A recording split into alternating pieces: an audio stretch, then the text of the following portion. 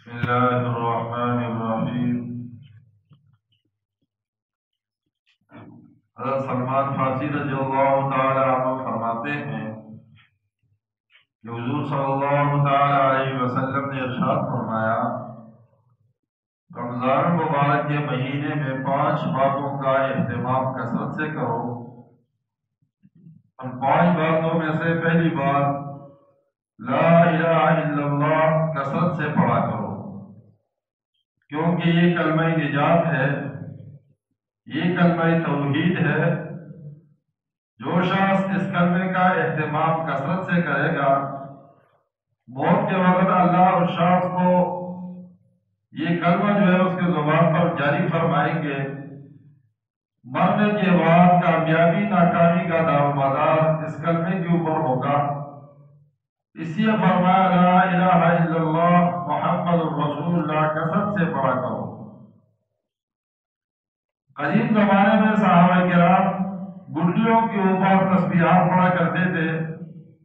آج اس کی جدید شکل یہ تسبیح آ گئی ہے کہ جس کے ہاتھ میں تسبیح ہوتی ہے تو کچھ نہ کچھ اللہ کا ذکر کر لیتے ہیں، تسبیح نہیں ہوتی تو کچھ بھی نہیں کرتے۔ لیکن تقویٰ یہ ہے کہ بغیر تسبیح کے اللہ کو یاد کیا جائے۔ اس لیے مولانا الیاس رحمہ اللہ نے نماز حنفی کی سب سے بڑی جو کتاب ہے اس میں لکھا ہے، فرمایا کہ یہ تسبیح پھیرنا یہ بدعت ہے۔ چونکہ دارالعلوم دیوبند کے اندر مولانا الیاس رحمہ اللہ سب سے زیادہ اللہ کا ذکر کرتے تھے، تو حضرت تقوی کی بات کرتے ہیں، فرمایا کہ اللہ کا ذکر گن گن کر نہ کیا جائے۔ دوسری بات وہ یہ کہتے ہیں کہ جب آپ کے ہاتھ میں تسبیح ہوگی تو آپ کی پوری توجہ اللہ کی طرف نہیں ہوگی، زیادہ توجہ آپ کی تسبیح کی طرف ہوگی کہ میں نے کتنی دفعہ اللہ کا نام جو گنا ہے۔ تو بہرحال فتوے کے اعتبار سے تسبیح کے اوپر اللہ کا ذکر کرنا جائز ہے۔ تقویٰ یہ ہے کہ بغیر تسبیح کے جو ہے اللہ کا ذکر کیا جائے۔ دوسرے نمبر پر فرمایا کہ استغفار کثرت سے پڑھا جائے۔ جیسے صابن کی وجہ سے جب آپ صابن کپڑے کے اوپر جو ہے وہ ملتے ہیں تو اس کی وجہ سے کپڑے کی گندگی صاف ہو جاتی ہے، اسی طرح جو شخص استغفار پڑھتا ہے اس کی وجہ سے اللہ اس کے گناہوں کو معاف فرماتے ہیں۔ آپ صلی اللہ علیہ وسلم روزانہ 100 دفعہ استغفار کا اہتمام فرماتے تھے۔ استغفار کے مختلف تسبیحات ہیں، استغفر اللہ الذی لا الہ الا هو الحی القیوم واتوب الیہ، استغفر اللہ ربی من کل ذنب واتوب الیہ، استغفر اللہ ربی۔ جس کو جو بھی آسان لگے جو یاد ہو تو اس کو پڑھا جائے۔ تیسرے نمبر میں فرمایا تسألون الجنہ، اللہ سے رمضان مبارک میں جنت کی دعا مانگے دو۔ اللہم انی اسألک الجنہ، یا اللہ میں آپ سے جنت کی دعا مانگتا ہوں۔ آپ نے فرمایا کہ جب تم اللہ سے جنت مانگو تو اللہ سے جنت الفردوس کی دعا مانگا کرو، اس لیے کہ جنتوں میں سب سے اونچا درجہ جو ہے وہ جنت الفردوس کا ہے۔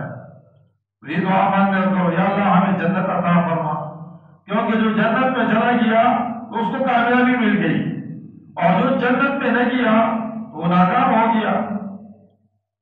فرمایا چوتھی چیز رمضان مبارک میں کہ جہنم سے پناہ مانگا کرو۔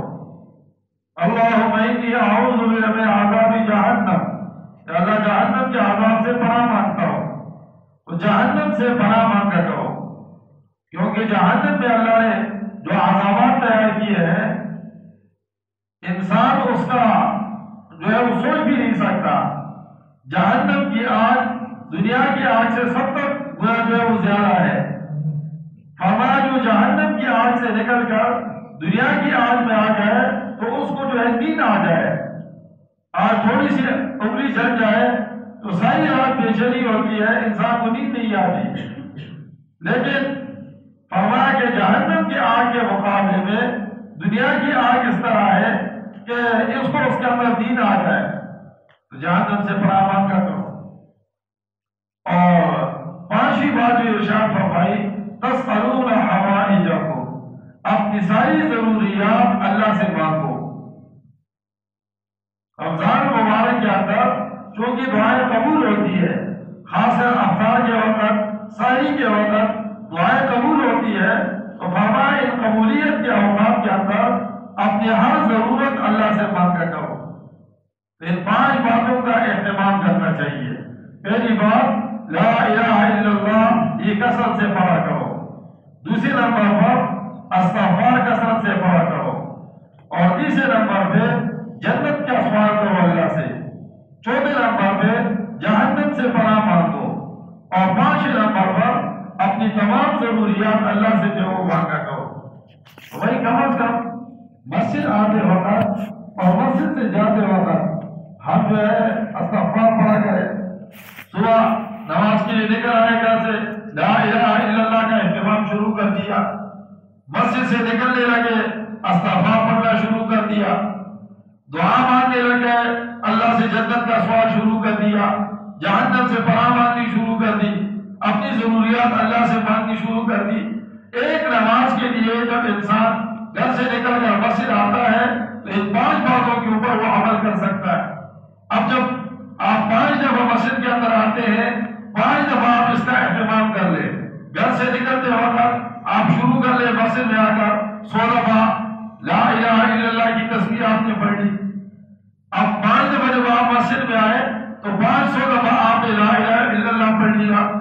مسجد سے آپ نکل کر گھر کی طرف جا رہے ہیں، استغفار شروع کر دیا، 500 دفعہ یہ تسبیح ہو گئی، اور اسی طرح مسجد میں دعا مانگنے لگے تو باقی 3 چیزیں اللہ سے مانگنی شروع کر دی۔ ان 5 باتوں کا اہتمام کرنا چاہیے۔ اللہ ہم سب کو عمل کی توفیق نصیب ہو۔